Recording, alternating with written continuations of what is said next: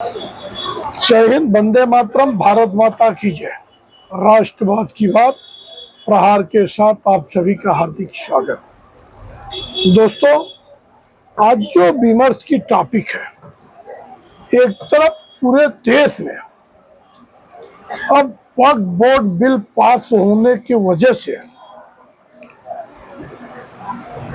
हाहाकार मचा हुआ, तो दूसरी तरफ पश्चिम बंगाल में ममता बनर्जी की तुष्टीकरण की पराकाष्ठा कि मुसलमानों को अब वक्फ बोर्ड अमेंडमेंट बिल के विरोध में पूरी छूट मिल गई। बिना किसी परमिशन के कहीं भी जुलूस, यात्रा या विरोध प्रदर्शन कर सकते हैं। मगर वही दूसरी तरफ हिंदू संगठनों को, खासतौर से अंजनी पुत्र संगठन और दूसरा पीएचपी विश्व हिंदू परिषद संगठन, दोनों ने दो अलग रूट पे, एक हावड़ा में और एक मालदा में रैली निकालने के लिए पुलिस से प्रशासन परमिशन मांगा। अब ये तो हमेशा होता है, ये हिंदुओं की त्योहार है, रामनवमी है।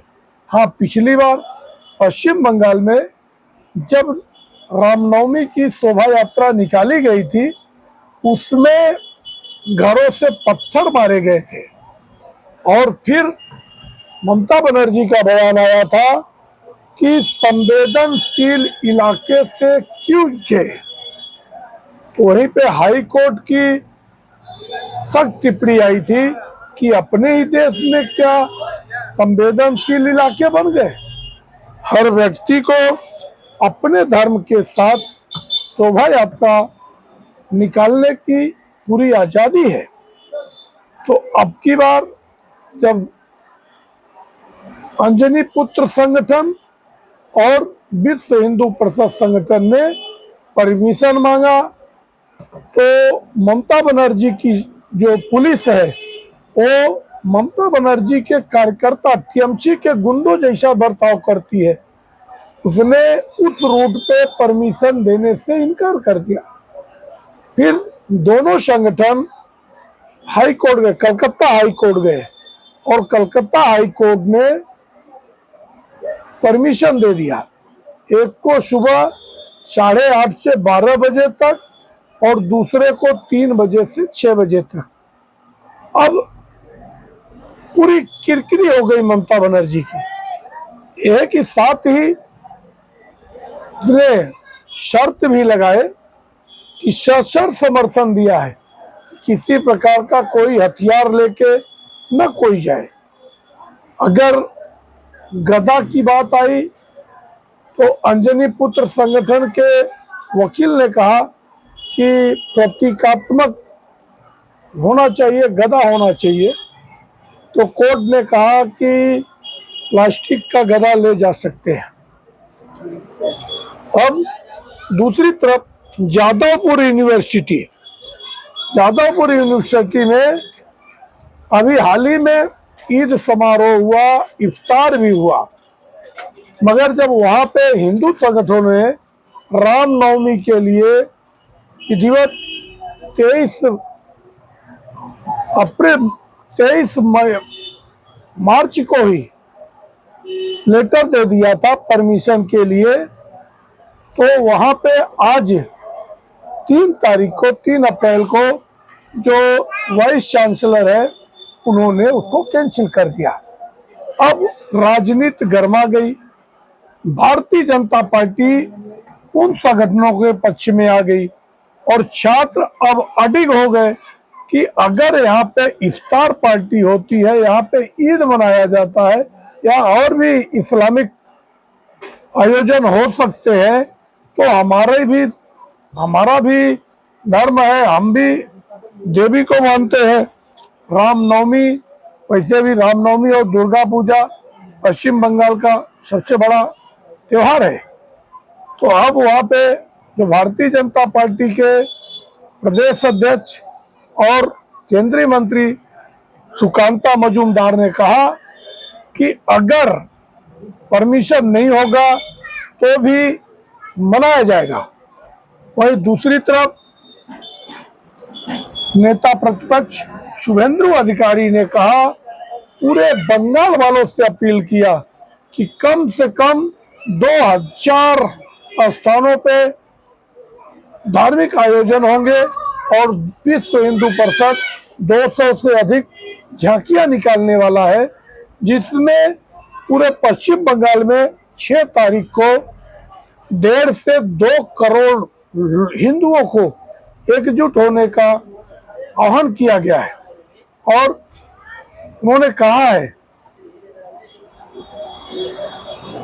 शुभेंदु अधिकारी ने कहा है, शुभेंदु अधिकारी ने कहा कि अगर घर पे बैठना नहीं है, हर किसी को आना है। अब जो हाई कोर्ट की गाइडलाइन है, शोभा यात्रा में 500 से अधिक लोगों को आने की इजाजत नहीं है। इवन शुभेंदु अधिकारी ने कहा है कि ये 1.5 करोड़ से 2 करोड़ लोग आएंगे।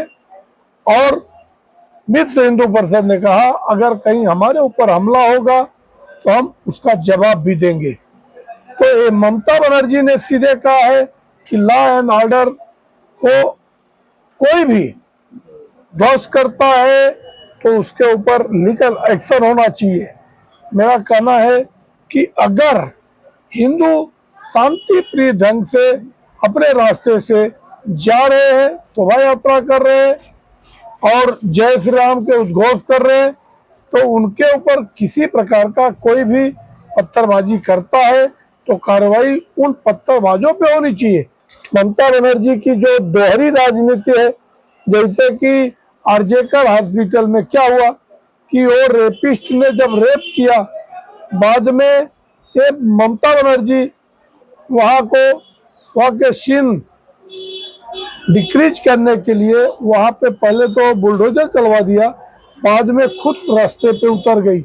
इसके पहले जब वहां पे वो आईजी के भ्रष्टाचार का मामला था, उसके फेवर में ममता बनर्जी धरने पे बैठ गई थी।